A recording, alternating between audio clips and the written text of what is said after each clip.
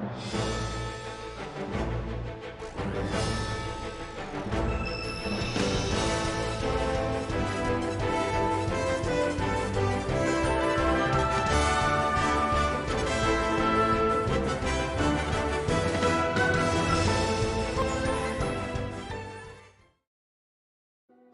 what's going on, guys? Welcome to the Final Fantasy Brave Exvius video, and I'm going to be doing a summary of the live stream that happened last night, or whenever it was for you. Could be this morning, you know, something like that. So I'm going to go over all the details that I feel like the most are important, and you can leave your comments down below on all those kind of things. So let's go off with the first. I'm really not liking that Marvel's Avengers is the second one. Like, I don't really care for Kingdom Hearts that much, but I'd rather have Kingdom Hearts as number 2 instead of Marvel's Avengers. I mean, you can vote for what you want, but I think that something like that doesn't really belong in a game like this. Like, it's just, I don't want superheroes. We already have our own superheroes like Elena and stuff like that. I don't want superheroes like that in this game. So thankfully, at least it's not number 1, but it does make it seem like, oh, since it's number 2 now, maybe we can start looking at that avenue. Maybe people want superheroes in this game, and I do not. I do not want it. Let me know in the comment section down below if you want it, but I don't. Next is the rewards that are just from this portion. Transcendent Pearl, 10,000 Lapin, obviously Lapis, 2. Half of it, like, it's not even 2 is not even really much. You can't really do much with that, but if you already have a whole bunch, then yeah. 1 guaranteed 5-star or New Vision ticket, and 3 4-star tickets, which are basically 3-star tickets at this point. We're getting 5 10+1s. I mean, there's no rates with that or associated with that, looks like, but so everybody completed their challenge. I mean, obviously they would. I mean, those bosses are not that hard. They're pretty challenging, but not that bad. This one's gonna look a little cut off, and I apologize, but Elena is getting a New Vision Awakening. It was pretty obvious, because why would they give out Elena without giving her New Vision Awakening? So, rip Esther, but at least there's Elena, right? Elena is getting here.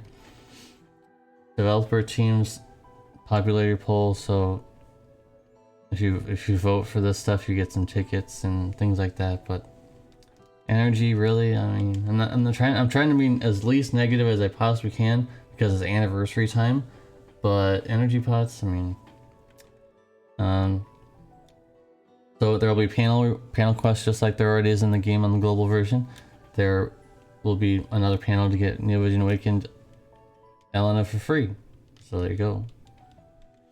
And what can she do? She can be attacker, but then she can be a buffer after her Brave Shift form, depending. Abilities learned at 5 to 7 have been adjusted, of course, so she'll get that secret buff. High Demon and Human Killer, nice. And can abuse. Well, you can give allies Demon Killer, and Human Killer, nice. We're not going to talk about Clash of Wills just yet. We'll be talking about that soon. And her Brave Shift has infinite turns. Very nice. That you always guys like to see that. Infinite turns. Ah! Yes! Ling is getting a Neo Vision form. I can't believe it. It's so phenomenal that this is actually happening. It's like a dream come true. This was what made the stream for me. I'm not gonna say I didn't care about anything else, but this is what I started pogging so much for. I just, like, I still can't believe she's actually getting a New Vision Awakening. Or not a New Vision, sorry, New Vision form. Sorry about that. It's a completely new Ling. But that's good, because her 4-star form would have not been too interesting anyways. They would have had to do a lot of changes. So this is gonna be phenomenal. I'm so excited for this. So there's definitely gonna be pulls for Ling, for sure. So she has, in her grandest ability, she has literally all 3 forms of damage mitigations, which is insane. Even though it's only 2 uses per battle, it's insane that she just instantly has 3 mitigations, even if they may be only like, what, like 45% maybe. That's all 3 forms of damage mitigation in one ability. And on top of that, she gives a barrier, which is even more helpful, and LB fill to herself, which I assume her Luna Burst is going to be quite decent. I will say that a criticism, I don't like that an ability just does that, just fills more. Now, this could maybe not be finished all the way, but I don't like an ability that basically just does one thing like that for the thing, because like, what if it was like fills morale gauge and then it has like, you know, like gives her some HP or gives her some spirit or something, right? All it does is just fill the morale gauge, so it just feels like she's just built for that. I don't know. Consume LB gauge 15 crystals to boost physical and magical against humans by 150% and reduce. Oh, nice. And human mitigation. Very nice. Very good. 2 uses per battle for Dragon Dancer. Fill all normal grass gauge to max. Fill LB gauge for all allies except for self. Or store MP for all allies and boost damage of certain abilities for caster. I like that they kind of have some abilities that are kind of like how she used to do, where she was like the MP fill queen. She was one of the best batteries in the game at that point. I like that they kind of brought back some of her, you know, it's like she has her identity. She likes to fill MP.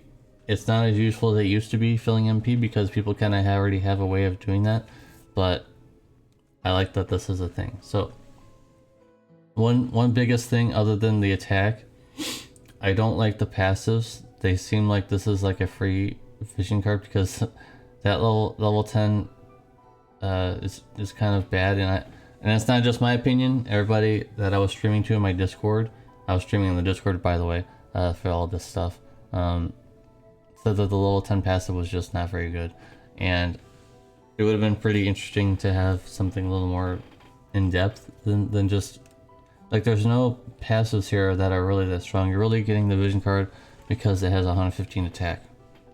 That's it. So I'll still enjoy the art. We get art of Ling. I can't believe it. Like, this is phenomenal.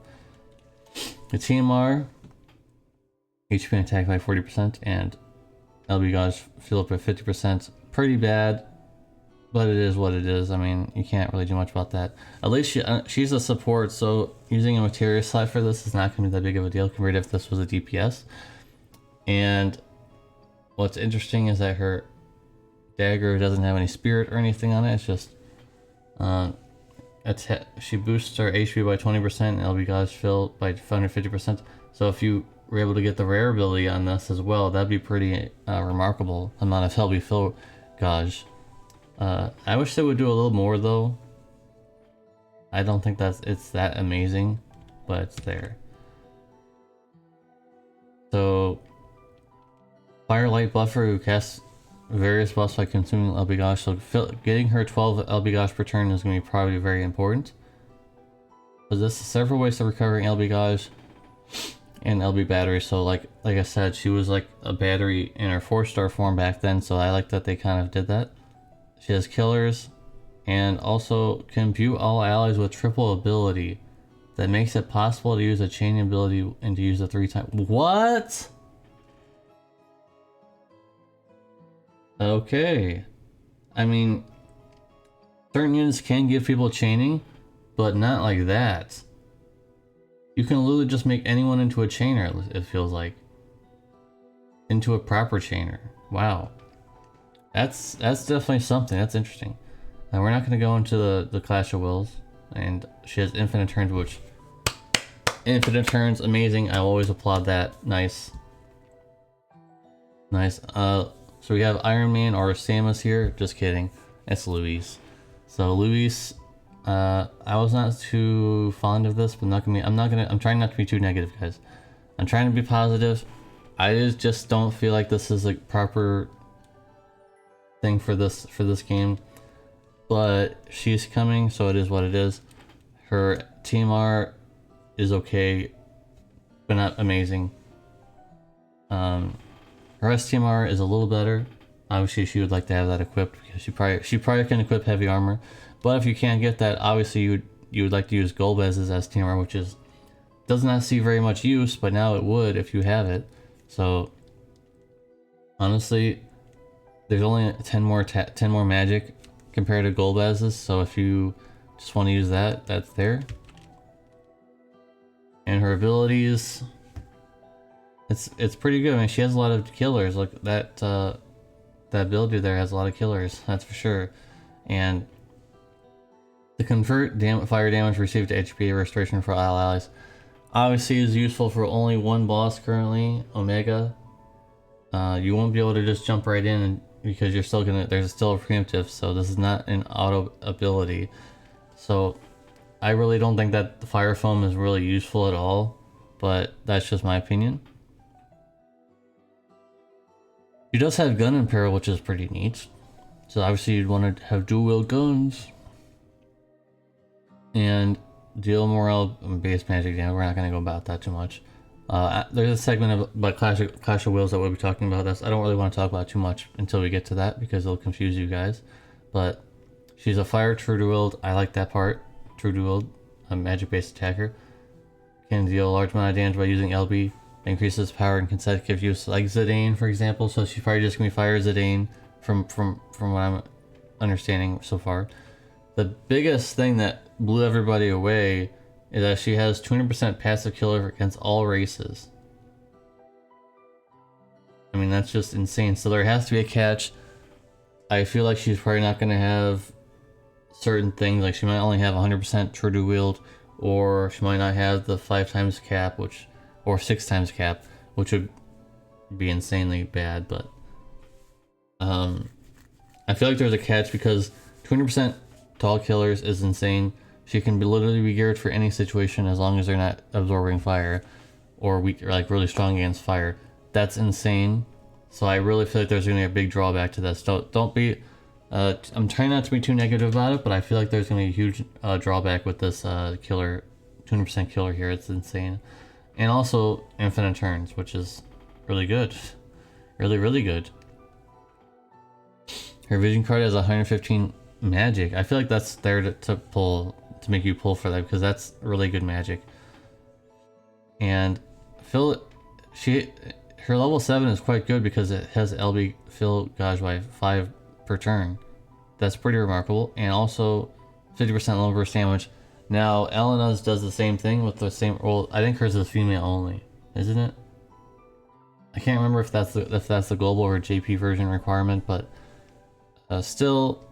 50% low burst damage is quite nice for FFBE units only, and that's a large margin there of that. And apparently you can upgrade her weapon to being a lot better than what it was. And remember guys, she's a true dual unit, so it's not bad to equip this. So 235 magic and fire element, of course, and boost LB damage by 50% and boost damage of certain abilities. Very nice. Now, what came across as strange is that she is a mage, but she has a fire element on her weapon, so she's probably going to be the ace type, or you know, the ace or last well brave shift version type damage dealer, which is good. That's for sure. That's quite good. So I assume she's going to be like that because there's no reason to have fire element if she's a mage, right? Her story event, 55 attack or 55 magic helmet, which is pretty decent for new players, or just people who don't have a lot of equipment. And the magical energy pack is a decent alternative or an additional to the dragon brush. If you didn't get the dragon brush, this is okay. Obviously it's not as good as the dragon brush, but it's a decent alternative. Now I wanted to highlight this because in the Clash of Wills, that Magister's Celestia's Crown of Will is quite good because that is literally Lightning's STMR, but I'm only going to say that it's good if it's able to be attained in a proper amount of time, not over years time. Hopefully this can just be obtained within maybe like a month or maybe 2 months, because if that's the case, this is phenomenally good. This will help out certain units that would like to have that equipped. So very nice. Hopefully this is a hat, not an accessory, because that will make it less good, but it's still quite good, and I'm really looking forward to this because Clayum, for example, would not need to have 2 because now you can just equip that and equip one of Lightning's STMR in your set for Clayum. Which now is making me leading me to believe that they might not buff Clayum's New Vision Awakening to have 5 times cap because this is available. So just keep that in mind. And now you can get Lunafreya or Melia and others perhaps in these rewards here, among a lot of other things. And Xeno Stone Shards can get the crown stuff. So I know a lot of people are excited for Lunafreya, but I don't know what it takes to get these things right now. I don't know what it takes to get them. And I apologize if things are a little small. These are just the screenshots that I have on hand. So basically it's going to be the same thing as Dark Visions, where you have to do a task to do a certain thing, and then that will happen. The music stopped, by the way. Alright, so anyways, you have to do a certain task in the battle, and then you'll be able to get a score, and then that'll be your points and things like that.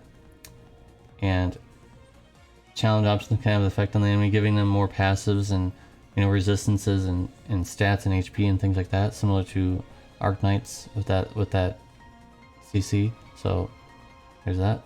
And Clash of Wills has a gigantic amount of difficulty in terms of bosses, so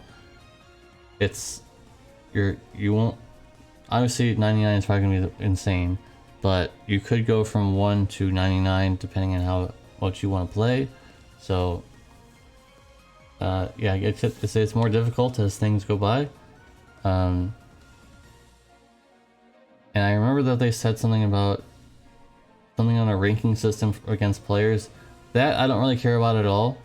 I care about the individual rewards. So from what I remember Shelly saying is that the certain things in this only count towards ranking against all other players and getting a giant reward, but it does not count towards the individual milestone stuff. So it depends how you want to juggle this. Anyways, that's about all the information that I wanted to get out there, because this video is already insanely long, but it's a lot less long than the actual live stream. If you want to go watch that too, that's okay. Don't get too down with the rewards, because remember guys, that was only the stream rewards. There could still be producers gifts, there could still be a lot of other things added in as a surprise. So while the rewards in the live stream are what they are, I'm not going to say too much, but they are what they are, but they could be better. But remember guys, that there could be a whole lot more coming, so don't get too down in the dumps with that. Anyways guys, this video is way too long. Thank you guys for watching. Please leave a like if you watch all the way through, and I'll see you guys in the next one. Peace!